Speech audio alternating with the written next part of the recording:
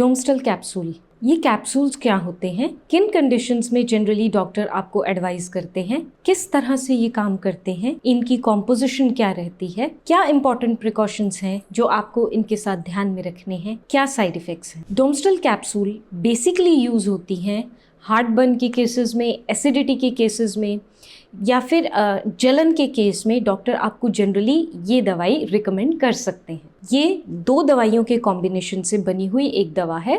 पहला ड्रग है नेप्रोक्सन, जो कि एक non steroidal anti inflammatory drug है, और दूसरा ड्रग है डोमपेरिडोन। क्योंकि नेप्रोक्सन जो कि एक नसेड है, ये हमारी बॉडी में रिलीज होने वाले कुछ केमिकल्स को स्टॉप करता है, जो कि फर्दर एसिड की प्रोडक्शन को स्टमक से कम करते हैं, और डोमपेरिडोन हमारी स्टमक कॉन्ट्रैक्शंस को बढ़ाता है और आगे फर्दर हेल्प करता है हमारे पेट को रिलैक्स करने में। क्या कंडीशंस हैं जिनमें डोमस्टल आपको एडवाइस हो सकती है? ये जनरली एडवाइस हो सकती है GERD यानी कि गैस्ट्रोइसोफेजियल रिफ्लक्स डिजीज़ में, इसके अलावा एसिडिटी में, इसके अलावा हार्ट बर्न में, इसके अलावा कुछ केसेस में जहां नोजिया और वॉमिटिंग के चांसेस ज़्यादा हैं।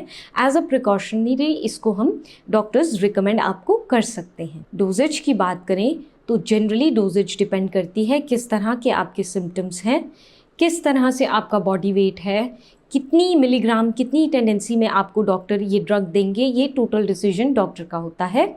जनरली 10 मिलीग्राम्स में भी अवेलेबल है, ज़्यादा में भी है।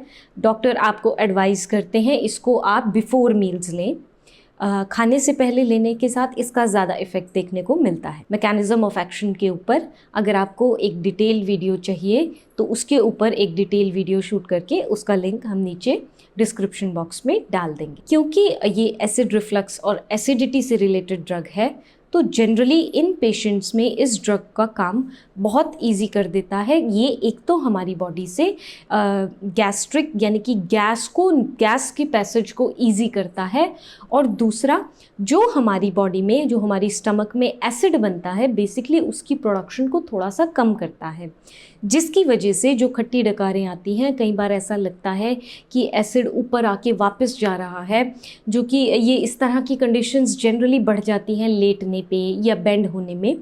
इस तरह की कंडीशंस में ये बहुत इंपॉर्टेंट रोल प्ले कर सकता है। अगर प्रिकॉशंस की बात की जाए, जनरल प्रिकॉशंस में प्रेगनेंसी में ये ड्रग एडवाइजेबल नहीं होता है।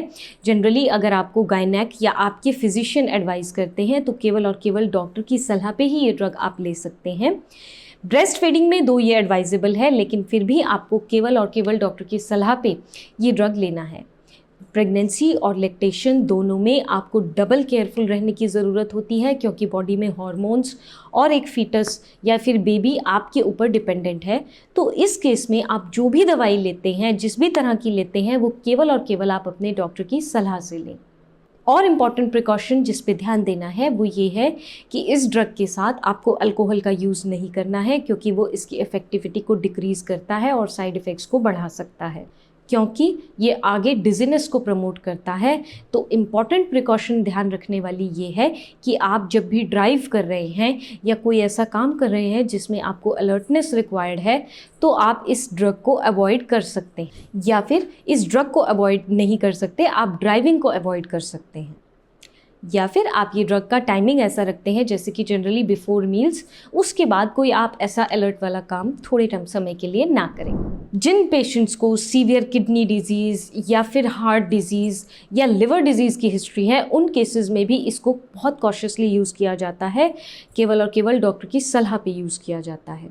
इसके अलावा अगर आपको किसी भी तरह की ड्रग से एलर्जी है, जैसे कि अगर आपको ओमेप्राजोल से या फिर अगर आपको डोमपेरिडोन से या इस तरह के किसी भी ड्रग से आपको एलर्जी रही है, तो आपको ज़रूर और ज़रूर अपने डॉक्टर की नॉलेज में ये चीज़ लानी है, और केवल डॉक्टरी सलाह पे ही आपको ये ड्रग यूज़ करनी है।